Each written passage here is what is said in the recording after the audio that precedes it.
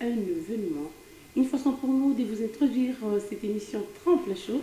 De partout où vous êtes, bonjour et bienvenue dans cette émission Tremple Chaud avec Jessica Ndoua. La présentation, comme vous le savez toujours, samedi à 14h30 et voilà, j'allais dire samedi à 14h45 et comme rediffusion mercredi à 15h35. Je ne suis pas toute seule, je suis avec un homme de Dieu. C'est avec lui que nous allons décortiquer un très bon sujet, un très bon thème. Alors, nous vous demandons de rester branchés tout au long de cette émission parce qu'il y en a autre chose à décider. Cette émission est là pour vous. Vous êtes apôtre, prophète, chantre de l'éternel. Tout ce qui est en caractère religieux, nous sommes là pour vous. Vous allez nous contacter avec les numéros affichés au bas de vos écrans, téléphone, je ne sais pas là où vous alliez suivre cette émission, sinon vous êtes les bienvenus. J'avais annoncé que je ne suis pas toute seule, je suis avec un homme de Dieu, la sentinelle. Voilà. Nous allons bientôt les découvrir. Je passe directement pour dire bonjour papa. Bonjour madame Jessica. L'homme de Dieu, vous allez bien? Toujours par la grâce de Dieu, nous sommes là. Gloire à Dieu, ravi encore de vous recevoir aujourd'hui. Moi également, je suis ravi. Merci. Si cela ne va pas vous déranger, nous vous demandons de faire une petite présentation pour tout le monde qui le suive. Ah oui, devant la caméra, c'est votre humble serviteur de l'Éternel. Il s'agit bien du pasteur Alidor Chimbombo, la sentinelle de l'Église. Il est la voix de la sentinelle. Il est là en train de crier pour que les âmes reviennent à son Créateur. Je suis là, je suis pasteur de la grande assemblée New Life située sur les avenues Kasaï Soke, numéro 25, dans la commune de Barumbu, précisément ici à Kinshasa. C'est une très grande communauté évangélique que nous sommes dirigeants. Et le Seigneur nous a mandaté, nous a donné une mission spéciale dans les soucis d'avertir. Parce que nous sommes l'annonciateur. Merci beaucoup, l'homme de Dieu, pasteur Aldor Chikombo. Il y a des gens qui se posent des questions. La sentinelle de l'Église, peut-être l'autre fois, il ne vous a pas suivi. Vous direz quoi, la sentinelle de l'Église? La sentinelle, vous savez, quand on parle de la sentinelle, c'est quelqu'un qui passe nuit dehors. Quelqu'un qui est là pour veiller. Il a pour mission de guetter dans des tours ou bien dans certains endroits où il y a de murailles érigées pour séparer des nations. Il y a des gardes. On les appelle dans d'autres termes des gardes. Ils sont là en train de veiller, de guetter pour annoncer qu'en cas de danger, ils sont là en tant que sentinelles. Ils veillent sur les murailles dans les soucis d'alerter en cas de danger. C'est ça le travail que moi j'ai aussi. Je suis un annonciateur. Comme étant la sentinelle, j'ai ce devoir de guetter sur le mal qui cherche à entrer au sein de l'Église. Parce que nous avons le devoir de garder la doctrine saine de notre Seigneur et Sauveur Jésus-Christ, celle que Jésus nous a laissée, parce que la Bible confirme qu'il a laissé son Église, cette Église qui est ni ride, ni rien de semblable. Donc il faut que Christ, même quand il va revenir, qu'il trouve son Église saine. Voilà pourquoi nous sommes là avec ce devoir de réveiller les mémoires des chrétiens en cette période de la nuit prophétique. L'Église, le monde tout entier traverse une période d'une nuit prophétique. Voilà pourquoi je répète encore ce verset de la Bible, Matthieu chapitre 25, verset 6. Christ lui-même qui nous donne ce message de Dieu Vierge. Dans ces paraboles de Dieu Vierge, Jésus dit qu'il y avait 5 qui étaient sages et 5 autres qui étaient folles. Et parmi tous ces vierges, c'est bien que les uns et les unes et les autres avaient des lampes, mais celles des folles n'avaient pas encore assez de l'huile. Okay. Vous voyez ça? Donc, les sages avaient de l'huile dans leurs lampes et ils avaient aussi des réserves. Mais malgré des lampes, malgré de l'huile, mais toutes les vierges dormaient. Vous voyez ça? Ok. Pourquoi ces gens, ce fille-là ou ce vierge-là dormait? Je n'ai pas assez de temps pour entrer dans le prophétique, pour expliquer, parce qu'il y a beaucoup de choses que je peux expliquer là-dessus. Mais ce que je veux dire, toutes les vierges dormaient. Pourquoi ces vierges-là dormaient? C'est ce que la Bible nous montre dans la prophétie biblique. Lorsque Moïse était allé dans la montagne pour prendre des lois, il a fait 40 jours. Et pendant que le peuple restait avec Aaron, qu'est-ce que le peuple ont dit à Aaron? Mais ce type de Moïse tarde encore. Il a tardé, il a fait beaucoup de temps. Et maintenant, nous n'avons pas encore besoin de lui. Les gens ont oublié tout ce que Dieu avait fait pour eux depuis l'Égypte, pendant le désert, le manne qu'ils avaient mangé, et tout ce que le Seigneur avait fait pour eux, ce peuple-là avait totalement oublié. Qu'est-ce qu'ils ont dit? Fabrique-nous un veau d'or, un Dieu visible que nous allons adorer. C'est ça la période que nous sommes. Le peuple sont fatigués. Les 5 vierges folles, les 5 vierges sages sont tous fatigués.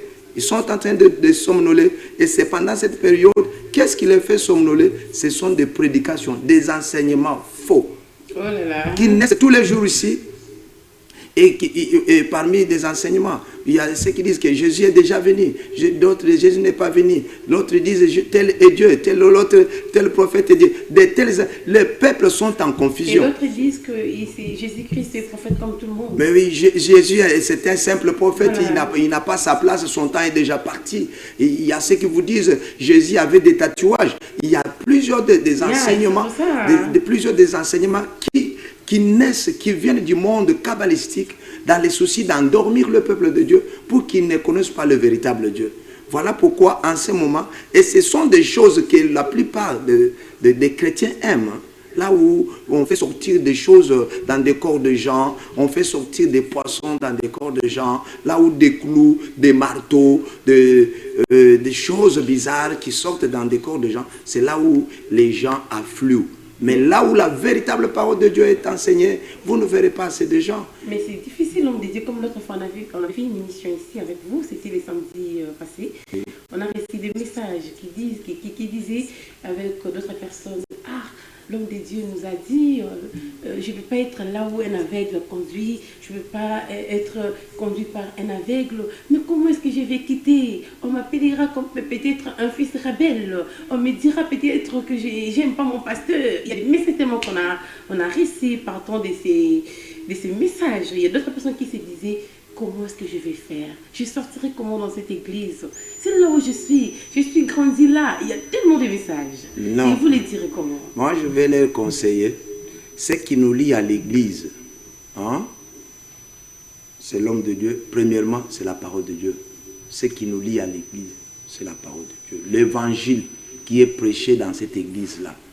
Si vous êtes dans une église où l'évangile du Christ est en train de détourner, on vous détourne du vrai évangile, vous n'avez pas le droit de rester là-bas. Si par exemple le pasteur avait commencé son évangile en exaltant Christ comme Seigneur et Sauveur, et un temps après il vous dit ce n'est pas encore Jésus, maintenant c'est moi qui ai le Sauveur. Vous voyez ça? Vous allez rester là-bas parce que c'est votre église de l'enfance ou c'est l'église de vos parents. Vous voyez ça? Et vous n'avez pas quitté.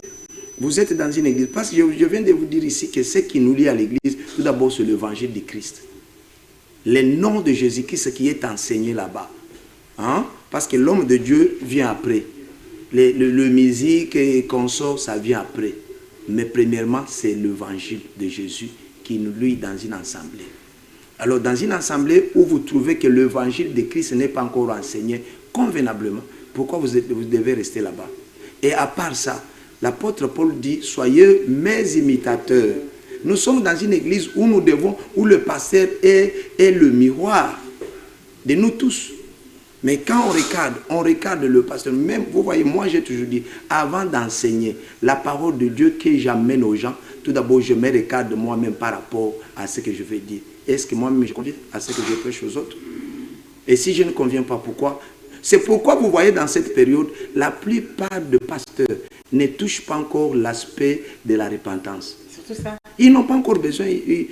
Mais si la repentance n'est pas prêchée, ils vous disent quoi? Ce sont des enseignements cadiques. C'est un problème aujourd'hui de prêcher la repentance, Oui, la sanctification. La sanctification. Mais ceux qui vous prêchent même la sanctification, il y a des pasteurs qui enseignent la sanctification voilée. Okay. Ils vous prêchent tout simplement dans les soucis que vous sachez qu'il essaie, mais ce qu'il fait, c'est tout à fait autre. Ça reflète même pas. Ça ne reflète pas ce qu'il dit. Donc, un véritable enseignant, avant d'enseigner, il se regarde de lui-même dans le miroir pour voir si exactement il convient aussi. Bien que nous tous, nous cherchons à arriver à la perfection. Okay. Vous voyez ça? Cela ne veut pas dire qu'on n'est pas parfait. Avez-vous déjà entendu la plupart des gens qui vous disent que personne n'est parfait? Yeah. Hein? Beaucoup là. Non, c'est du mensonge. Oh, c'est vrai? Mais oui. Comment ça? Mais si vous n'êtes pas parfait, vous n'êtes pas accepté de Christ. Oh là là. Oui. Nous tendons à la perfection, mais vous devez être parfait. L'homme de Dieu doit être parfait. Vous ne pouvez pas être un homme de Dieu à qui quand des gens vous regardent, ils trouvent en vous des choses tout à fait autres. Non. Oh là là. Mais oui, vous devez être correct tout d'abord dans vos caractères, dans vos habitudes, dans votre manière de faire.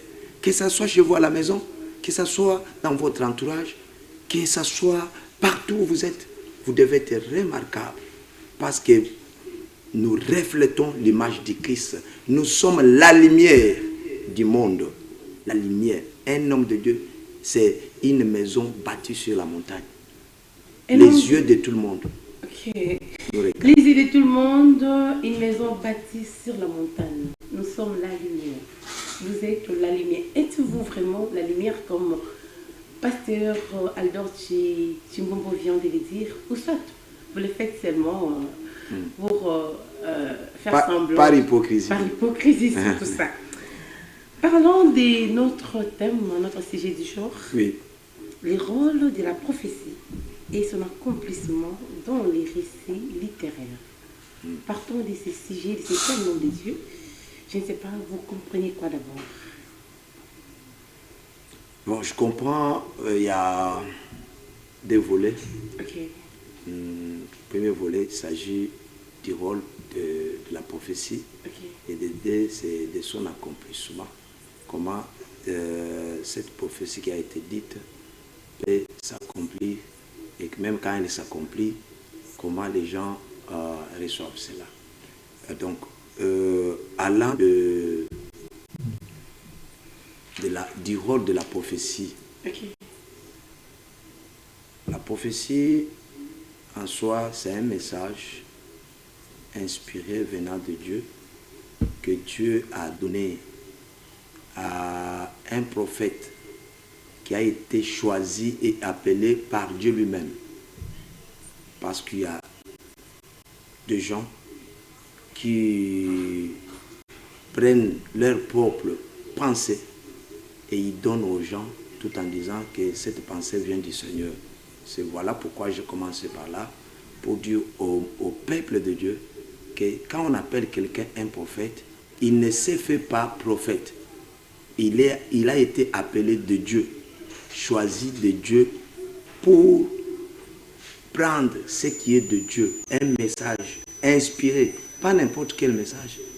Quand on dit un message inspiré, c'est-à-dire c'est le message divin venant de Dieu, il prend ça pour transmettre au peuple. Alors, quand le fait de transmettre ce message-là au peuple, donc Dieu a invité quelconque, il y a quelque chose que Dieu attend de ce peuple-là.